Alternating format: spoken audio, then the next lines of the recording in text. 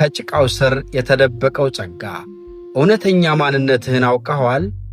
ከብዙ ዓመታት በፊት በታይላንድ ውስጥ አንድ ግዙፍ የሆነ ከጭቃ የተሠራ የቡድሃ ሃይማኖት ሐውልት ነበር።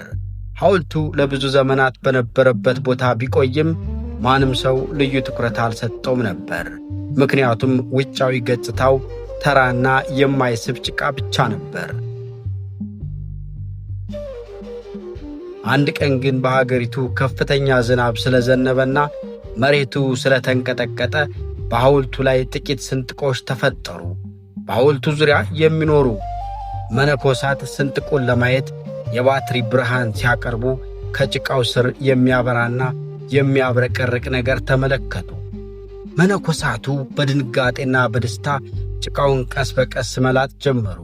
ጭቃው እየተላጠ ሲሄድ የሚገርም ነገር ተገኘ። ከጭቃው ስር ያለው ሐውልት በጥሬ ወርቅ የተሠራ እጅግ ውድና ማራኪ ሐውልት ነበር።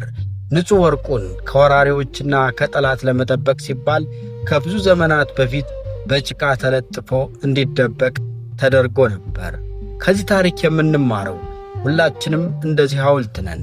የዓለም ውድቀቶችና የሰዎች አሉታዊ ትችቶች እንደ ጭቃ በላያችን ላይ ተለጥፈው እውነተኛ ወርቃማ ማንነታችንን ደብቀውታል።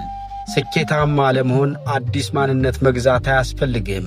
በተለይም የተለጠፈውን የጭቃ አመለካከት በመላጥ ወርቃማ አቅምህን ማውጣት ብቻ ነው ካንተ የሚጠበቀው። አንተ ተራ ጭቃ አይደለህም። አንተ በጭቃ የተሸፈንክ ወርቅ ነህ።